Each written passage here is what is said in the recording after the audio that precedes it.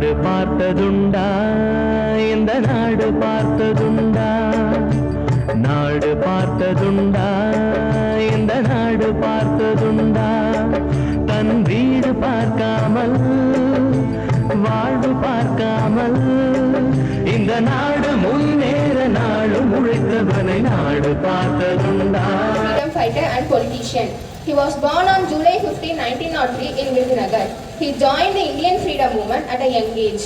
Kamaraj became the Chief Minister of Madras State in 1954. He introduced many educational reforms and opened thousands of schools.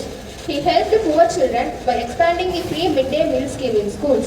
He worked hard for the development for agriculture, industries and irrigation. He was known for his honesty, simplicity and dedication to public service. People lovingly call him the Kingmaker because of his important role in Indian politics. Kamaraj passed away on October 2, 1975 and is remembered as one of India's greatest leaders. Thoughts to ponder. தமிழகத்தினுடைய முதலமைச்சராக 9 ஆண்டுகள் பணியாற்றினார். எத்தனை வருஷம் பணியாற்றினாங்க? 9 years. 9 ஆண்டுகளாக தமிழகத்தினுடைய முதலமைச்சராக இருந்தாங்க. 1903 வருஷம் விருதுப்பட்டி விருதுநகர்னு சொல்லக்கூடிய அந்த ஊர்ல தான் காமராஜர் ஐயா அவர்கள் வந்து ஒரு எளிமையான குடும்பத்தில் வந்து பிறக்கிறாங்க. அவர் பிறந்த அவருடைய 6 வயதுல அவருடைய தந்தையாரும் மறைஞ்சு போயிடுறாங்க. அவருடைய தாத்தாவும் கொஞ்ச நாட்கள் மறைஞ்சு போயிடுறாங்க. அவங்க அம்மா அப்புறம் அவங்க பாட்டியோட கவனிப்புல தான் காமராஜர் ஐயா வந்து வளர்ந்து வராங்க. காமராஜர் ஐயா அவங்க பிறந்த அந்த தருணத்துல அவங்களுக்கு காமராஜர் அப்படிங்கிற பேர் இல்ல, அவங்களை காமாட்சி அப்படின்னு கூப்பிட ஆரம்பிச்சாங்க. அதுக்கப்புறம் வீட்டுல ராசா அப்படின்னு அவங்க கூப்பிட ஆரம்பிச்சதுனால 2 பேரும் சேர்ந்து அவருக்கு காமராஜர் அப்படிங்கிற ஒரு பேர் வந்து வந்துச்சு. சின்ன வயசுல 12 வயசு இருக்கும்போது அவர் தன்னுடைய பள்ளி படிப்பெல்லாம் விட்டுட்டு குடும்ப சூழ்நிலை காரணமா தன்னுடைய மாமாவோட திருவனந்தபுரத்துல அவருடைய மாமா வந்து ஒரு மரக்கடை வச்சிருந்தாங்க. சோ அந்த மரக்கடையில போய் வேலைக்கு போறாங்க. என்ன படிக்க முடியல மேற்கொண்டு அப்படின்னு சொல்லிட்டு கிட்டத்தட்ட 12 வயசுல அவர் படிப்பெல்லாம் விட்டுட்டு போயிடுறாரு. சோ அங்க போய் வேலை பார்த்துட்டு இருக்கும்போது தான் அப்பெல்லாம் பாத்தீங்க அப்படின்னா நமக்கு இங்க ஆங்கிலேயர்களுடைய ஆட்சி அப்படிங்கிறது வந்து தொடர்ந்து நிறைய பிரச்சனைகள் போயிட்டு இருந்தது. அதுக்கப்புறம் அதுக்கு தாண்டி பாத்தீங்க அப்படின்னா நிறைய விடுதலை போராட்ட இயக்கங்கள் இங்க ஆரம்பிச்சது. அப்பதான் இந்திய தேசிய காங்கிரஸ்ல அவர் ஈர்க்கப்பட்டு தன்னை அரசியல் வாழ்க்கையில கொண்டு வராரு. கிட்டத்தட்ட அவர் அந்த 13 வயசுல இருந்து அரசியல் வாழ்க்கையில அவர் வராரு, அரசியல் ஈடுபாடு காட்டுறாரு. அதுக்கப்புறம் பாத்தீங்க அப்படின்னா நாட்டுக்காக போராடணும் அப்படின்னு சொல்லிட்டு விடுதலை இயக்கங்கள்ல சேர்ந்து போராட்டங்களையும் ஈடுபடுறாரு. அப்படி அவர் நம்முடைய இந்திய நாட்டுக்காக போராடக்கூடிய அந்த விடுதலை போராட்டத்தில் கலந்துக்கிறதுக்காக கிட்டத்தட்ட அவருடைய வாழ்நாள்ல 9 வருஷங்களுக்கு மேல அவர் சிறை தண்டனை அனுபவிச்சிருக்காரு. எந்த குற்றமும் செஞ்சுட்டு அவர் சிறைக்கு போகல.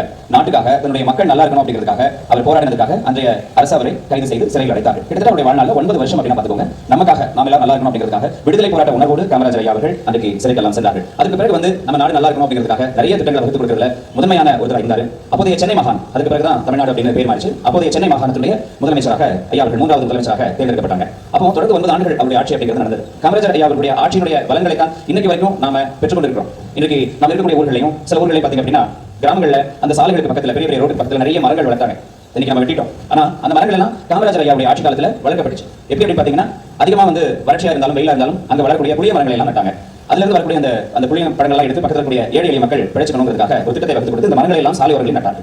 அதே போல பாத்தீங்க அப்படின்னா நிறைய டேம்ஸ் இந்த பக்கம் பொள்ளாச்சி ஆழியாறுல நம்ம போறோம் இல்லையா, அங்கெல்லாம் பாத்தீங்கன்னா அந்த பக்கத்துல கூடிய விவசாய மக்கள் ரொம்ப சிரமப்படுறாங்க அப்படிங்கிறதுக்காக அந்த பகுதியில் ஒரு அணை கட்டணம் என்று சொல்லி ஆழியாறு டேம் வந்து கட்டுவதற்கான திட்டங்களை வகுத்து கொடுத்தார். அதே போல தமிழகத்தினுடைய மணிமுத்தாறு இந்த மாதிரி பாபநாசம் பக்கத்தில் கூடிய அணைகள் இப்படி நிறைய அணைகளை எல்லாம் காமராஜர் ஐயாவுடைய காலத்துல தான் கட்டினாங்க.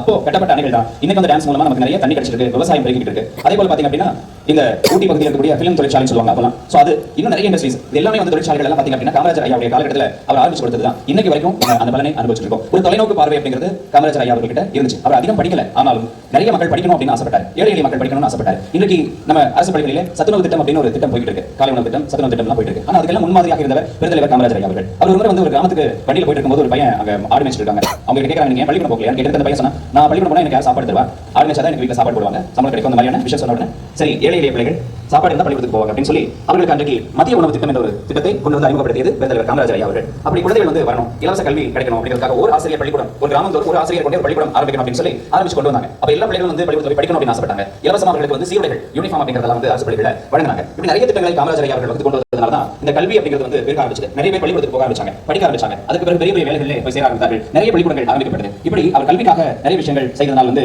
கல்வி கண்படுத்த காமராஜர் கர்ம வீரர் அப்படின்னு சொல்லுவோம். அவருக்கு கிங் மேக்கர் அப்படிங்கிற ஒரு பேர் உண்டு. அவர் கல்வி மட்டுமல்ல அரசியலையும் மிகப்பெரிய ஒரு மனிதராக இருந்தவர்.